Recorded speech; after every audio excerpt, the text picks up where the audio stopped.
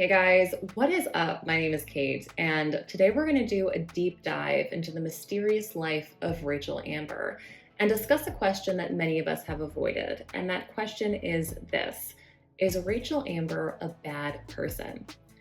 Yeah, probably. And before you click off this video or downvote me into oblivion, I have to say that I myself am obsessed with Rachel Amber.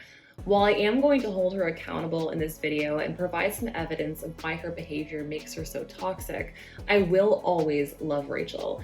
And that's the other part of this question. Why do we give Rachel a free pass on these major personality flaws and choose to love her despite them?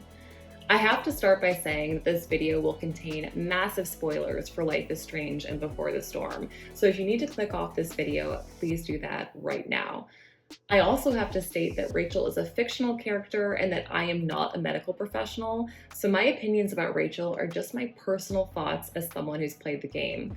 I am definitely not giving any advice on how to interpret or respond to real-world behavior, relationships, or situations. So with all of that being said, let's talk about this manipulative, impulsive, possibly sociopathic young lady that we just adore with our whole hearts. In the first Life is Strange game, Rachel Amber is a mystery. She's a face on a missing person poster, a name scribbled onto a bathroom wall, and a big hole in Chloe's heart. As we walk around Arcadia Bay, we pick up on very small clues of who Rachel was, and we use them to create a grandiose picture of her in our minds. By the time we uncover her body buried in the junkyard, we've become so attached to someone we don't even know that we feel like crying right along with Chloe. Because Rachel is dead, she becomes somewhat of a celebrity in our own minds, someone we will never get to meet, but can imagine what it might be like if we did.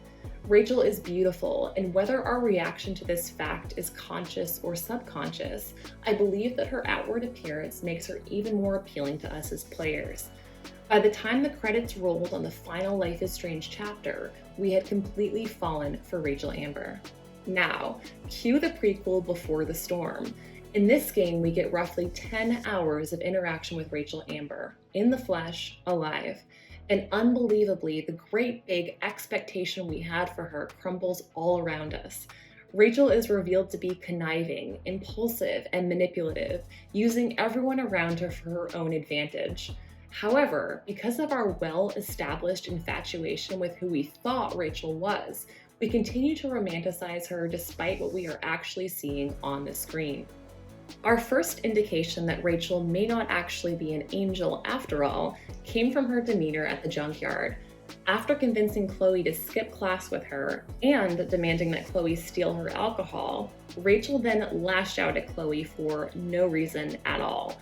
Unknown to Chloe, Rachel had just witnessed her father cheating on her mother in the park, but instead of opening up about what she just saw, Rachel misdirected all of her anger at Chloe, yelling at her and then storming off. When the two reconnect a bit later, Rachel finally opens up about the infidelity she just witnessed and takes a lighter to her family photo. Fair enough, but Rachel takes things a step further by kicking over a trash can and appearing to intentionally start a forest fire.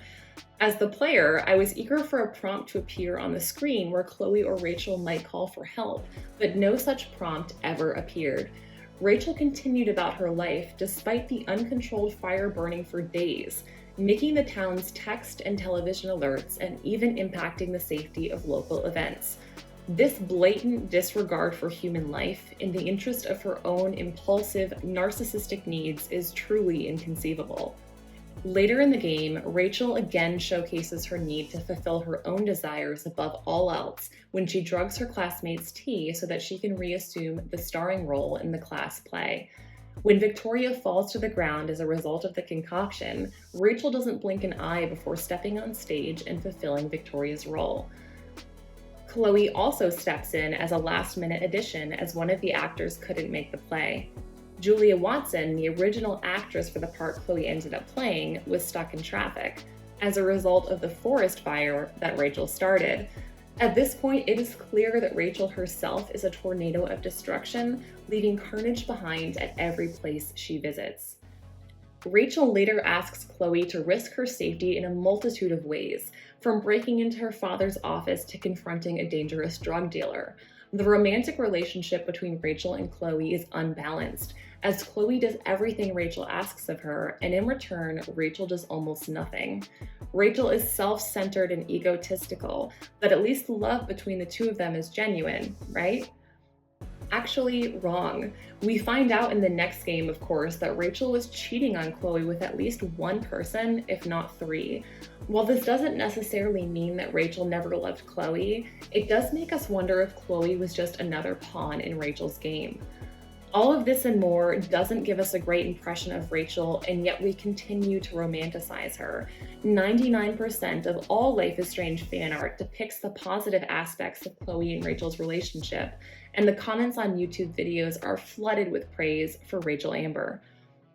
As majorly hyped fans in fear of being let down, I think that we naturally found flimsy excuses for Rachel's behavior. Perhaps Rachel was just raised wrong. Her corrupt DA father taught her that her illegal actions didn't have consequences. Maybe Rachel was just so consumed in depression and angst that she couldn't see the impact her actions had on others.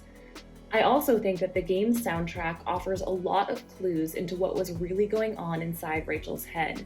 Numbers, a song by the artist Daughter, is one of the soundtracks of the game, and I think that its lyrics describe Rachel's actions perfectly.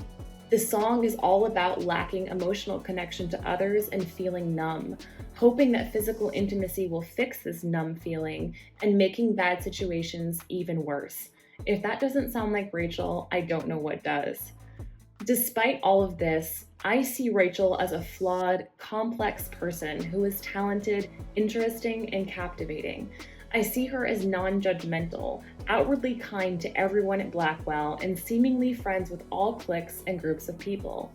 I too can see the good aspects of Rachel and Chloe's relationship, and I'd like to think that perhaps Rachel cheated as a means to manipulate those men into providing some sort of financial help for her great escape with Chloe. Still, it's not an acceptable way to behave, but perhaps a better narrative than having never loved Chloe at all. I see Rachel as a badass, unapologetic free spirit, and her death as a huge loss.